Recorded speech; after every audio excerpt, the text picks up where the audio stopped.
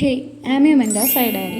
അപ്പോൾ ഇന്ന് ഞാൻ വന്നത് ക്രിസ്മസ് എക്സാമിലെ മാത്സിൻ്റെ റിവ്യൂ പറയാനായിട്ടാണ്. മാത്സ് എന്ന് പറയുന്ന സാധനം ടഫ് എന്ന് മാത്രമേ പറയാൻ പറ്റുള്ളൂ. അതിൻ്റെ ഇടയിൽ കിടക്കുന്ന കുഴപ്പമില്ല എന്നുള്ള വാക്ക് അവിടെ യൂസ് ചെയ്യാനേ പറ്റൂലേനു +1 കേസിൽ. കാരണം എന്താ വെച്ചാൽ നമ്മൾ പഠിച്ചത് ഒരു നോർമൽ ഗവൺമെൻറ് സ്കൂളിൽ പഠിച്ച് 10th നന്നായിട്ട് പഠിച്ച് നല്ല മാർക്കോട് കൂടി വിജയിച്ച് വന്ന്, അതേപോലെ +1 ഏറ്റവും ഇഷ്ടപ്പെട്ട നമുക്ക് ഭയങ്കര പാഷനായി കൊണ്ടുവരുന്ന സയൻസ് എടുത്തു. അതല്ലാത്തവരുടെ കാര്യം എനിക്കറിയില്ല, ബട്ട് എൻ്റെ കാര്യം അങ്ങനെയായിരുന്നു. നന്നായിട്ട് പഠിച്ച് നല്ല ഹാർഡ് വർക്ക് ചെയ്തിട്ടാണ് +1 സയൻസ് എന്ന സ്ട്രീം എല്ലാവർക്കും കിട്ടുന്നതാണ് എൻ്റെ അഭിപ്രായത്തിൽ. ആൻഡ് അവിടെ എത്തി ഗവൺമെൻറ് നമ്മൾ എക്സാം ഫീസ് കൊടുത്തു എന്നുള്ളതിൻ്റെ പേരിൽ ഒരു ചെറിയൊരു ജയ പോലും കടിക്കാതെ നമ്മളെ ഇട്ടുകൊണ്ട് വരട്ടെ എന്നുള്ളൊരു തോട്ടാണ് എനിക്ക് വന്നത് എക്സാം പേപ്പർ കണ്ട സമയത്ത്. ഫസ്റ്റ് ഓഫ് ഓൾ എക്സാം കിടക്കുന്നത് തന്നെ എബോവ് ആവറേജിൻ്റെ അവിടെയാണ്. അപ്പോൾ ഒരു ആവറേജ് എന്നുള്ളൊരു കുട്ടിക്ക് ആ സാധനം ചിന്തിക്കാൻ പോലും കഴിയില്ല. ആൻഡ് എബോവ് ആവറേജ് പറയുമ്പോൾ ഒരു പഠിപ്പിക്ക് പോലും എങ്ങനെ എഴുതണം എന്നുള്ളതിനെ പറ്റി ഒരു ഐഡിയ ഇല്ലാത്തൊരു എക്സാം ആയിരുന്നു.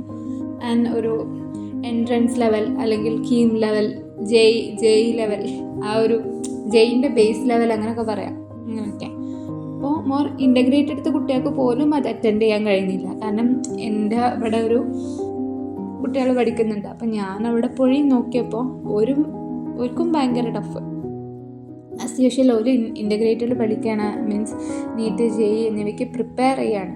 ആൻഡ് ഈ 1 ഇയർ അവസാനിക്കാനായിട്ട് പോലും ഓർക്കത് കഴിയുന്നില്ലെങ്കിൽ ഒരു നോർമൽ സ്കൂളിൽ ഇതൊന്നും കിട്ടാതെ നോർമലായിട്ട് ചെറിയ ചെറിയ കാര്യങ്ങൾ മീൻസ് അതിൻ്റെ ഒരു ബേസൊക്കെ പറഞ്ഞു കൊടുത്തിട്ട് പെട്ടെന്ന് ചാപ്റ്റർ തീർക്കുക. ആ സമയത്ത് ഞങ്ങളൊക്കെ എന്ത് പഠിക്കണം? ഇപ്പോൾ എക്സാം പേപ്പർ കിട്ടി നമ്മളെ കയ്യിൽ. ആ പേപ്പർ കിട്ടി നമ്മൾ തുറന്നു. ഫസ്റ്റത്തെ ഒരു സെക്ഷനൊക്കെ നമുക്ക് ഒപ്പിക്കാം, കുഴപ്പമില്ല. ആൻഡ് സെക്കൻഡ് ലാസ്റ്റിലേക്ക് അടുക്കും തോറും കട്ടി കൂടുകയാണ്. മീൻസ് അത് പറഞ്ഞാൽ എന്താ പറയുക, ഒരു ക്വസ്റ്റ്യൻ മനസ്സിലാവുന്നില്ല. ഫസ്റ്റ് കാര്യം, ക്വസ്റ്റ്യൻ എന്തൊക്കെയോ എഴുതി വെച്ച പോലെ. ഞാനൊക്കെ ക്വസ്റ്റ്യൻ മനസ്സിലാക്കി തന്നെ മലയാളം, അതിൻ്റെ അപ്പുറത്തെ മലയാളം ഉണ്ടാവും, അത് വെച്ചിട്ടാണ് ഞാൻ അതൊക്കെ കണക്ട് ചെയ്ത് ഇങ്ങനെ കൊണ്ടുവന്നേക്കാം. എന്നാലും ക്വസ്റ്റ്യൻ ക്ലിയർ അല്ല. മീൻസ് അത് കാണുമ്പോൾ തന്നെ ഒരു ഫസ്റ്റ് എക്സാം എഴുതുന്ന ഒരു കുട്ടി അപ്പോൾ മൈൻഡ് ഫുൾ ബ്ലാങ്ക് ആവുകയാണ്. ഓക്കെ, കെമിസ്ട്രി വെച്ച് നോക്കുമ്പോൾ മാത്സ് തന്നെയാണ് കൂടുതൽ ടഫായി വന്നത്. കെമിസ്ട്രി എന്നാൽ ക്വസ്റ്റ്യനൊക്കെ മനസ്സിലാവുന്നുണ്ട്, പക്ഷെ എന്നാലും ഉള്ള ക്വസ്റ്റ്യൻ വളഞ്ഞു എന്നുള്ളതുള്ളൂ. ബട്ട് കെമിസ്ട്രി ഇനിയും പഠിച്ചാൽ കിട്ടും എന്നുള്ളൊരു എക്സ്പെക്റ്റേഷൻ ഉണ്ട്. ബട്ട് മാത്സിൻ്റെ കേസിൽ അതില്ല.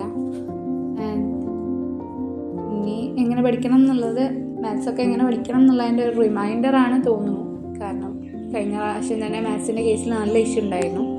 പിന്നെ അടുത്ത ഫിസിക്സാണ്. ഫിസിക്സ് ഇനി മാത്സിനേക്കാളും കട്ടയാകുമോ എന്നറിയില്ല.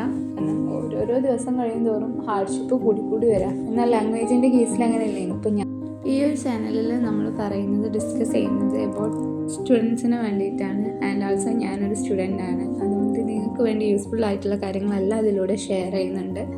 അപ്പോൾ ചാനൽ ഇനിയും കണ്ടുവന്ന് വരില്ല, സോ സബ്സ്ക്രൈബ് ചെയ്യുക കൂടെ.